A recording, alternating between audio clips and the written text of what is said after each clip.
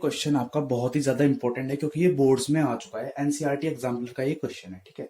A student carries out an experiments and plots the VI graph. मतलब उसने एक student था, उसने कुछ एक्सपेरिमेंट करा और ये वीआई ग्राफ को प्लॉट कर दिया, ठीक है। चलो, ऑफ द सैंपल और मैक्रोम वायर, ये सब हटा दो, कुछ इससे हमें कोई लाभ नहीं है। R1 R2 R3 आपके पास कुछ रेजिस्टेंस है, उसने प्लॉट कर दिया।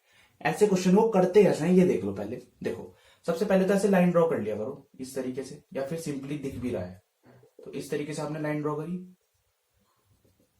ठीक है। चलो, अब वी आई ग्राफ से मतलब ओम्स लॉ से आपको एक बात बताओगी, V equals to I R. और एक चीज और, इस चीज से पहले आपको क्या पता है स्लोप क्या होता है? अगर आपको ये चीज नहीं पता तो मैंने ना एक ग्राफ की वीडियो डाली है, वो वाली देख लो। आपके 9th के 10th के 11th के 12th के सारे ग्राफ क्लियर हो जाएंगे। ऐसा कॉन्सेप्ट मैंने उसमें बताया था।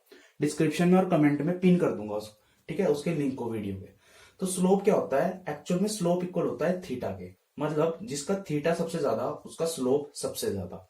तो वी आई ग्राफ का जो स्लोप होता है वो क्या होता है? रेजिस्टेंस होता है, ठीक है। मतलब ये जो स्लोप है ना, ये क्या है? रेजिस्टेंस।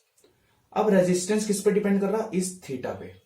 मतलब जिसका सबसे ज्यादा थीटा होगा उसका सबसे ज्यादा रेजिस्टेंस होगा। समझ नहीं आ रहा क्या भाई? एक बार वो वीडियो जरूर देख लेना। जिसका सबसे ज्यादा थीटा उसका सबसे ज्यादा स्लोप, और यहां पर स्लोप क्या है? रेजिस्टेंस है। तो मतलब रेजिस्टेंस जितना ज्यादा उतना ज्यादा थीटा।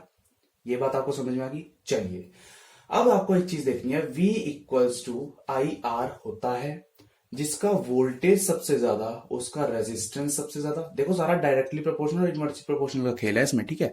जिसका वोल्टेज सबसे ज्यादा उसका रेजिस्टेंस सबसे ज्यादा। तो मुझे R3 का वोल्टेज सबसे ज्यादा दिख रहा है। R3 का वोल्टेज कुछ इतना है, देखो R3 यहां तक आ रहा है, इतने यहां तक, ठीक है। और आपका जो R2 है वो कहां तक आ रहा है? यहां तक। और R1 कहां तक आ रहा है? यहां पर। तो इसका जो V है वो क्या है? सबसे ज्यादा। तो इसका R सबसे ज्यादा। तो अब ऑप्शन पे आ जाओ। ऑप्शन नंबर फर्स्ट पे आपको क्या कहा गया है?